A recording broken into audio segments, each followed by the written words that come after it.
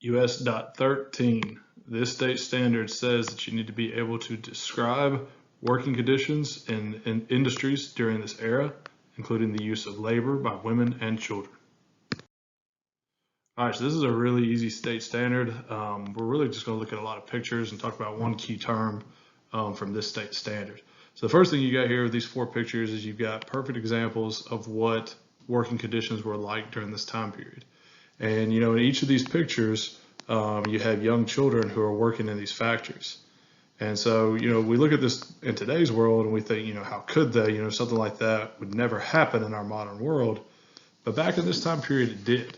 And so the first thing you got to understand is this word over here to the left. The word is laissez-faire. All right, this is a word that's going to pop up a lot in our class.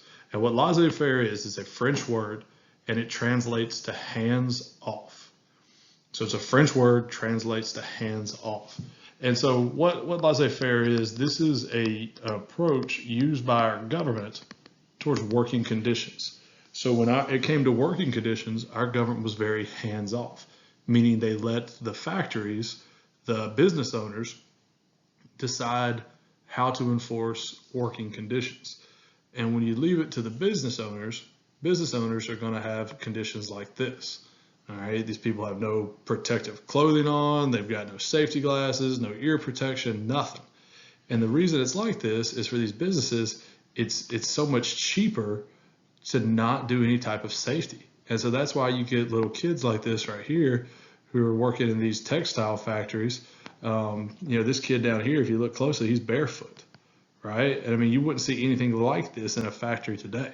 But that's because our government was laissez-faire. They were hands off. The government today would step in and tell people, you know, you can't work in a room like this up here. You've got to have better ventilation, more space. So, you know, our government back in this time period was just hands off. They didn't get involved. The next question is, you know, why, when you see pictures of most of these factories, why is it always women and children that are working? And the answer is, you know, really, really simple. It shows the business's greed. The reason why it's only women and children is they were cheaper. All right, they didn't have to pay women and children anywhere near as much to work in these factories. So that's why you see mostly women and children in these pictures.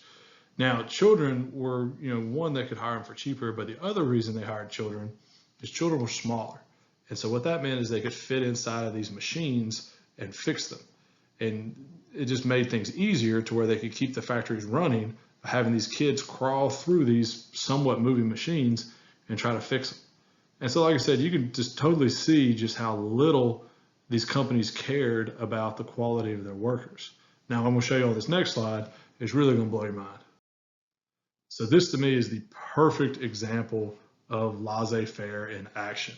All right, what you have, this is how our skyscrapers were built in the United States. Okay, and it was built during this time period where the government didn't really care about working conditions. So if you look at all these pictures, one thing you immediately notice is, one, these guys are really high up in the air. Most of these pictures are in New York City or Chicago. And the problem is there's no safety gear, right? There's no hard hats, there's no harnesses, there's no safety nets, there's nothing. I mean, this guy down here in the bottom right, if a strong wind blows, he's gone. All right, this guy just, he must have a death wish or something sitting on the corner like that. But this is a perfect example of laissez-faire because you can just see, you know, our government is not making these guys boss, you know, keep them safe. And so when companies are left to their own devices, this is what happens. This is the result.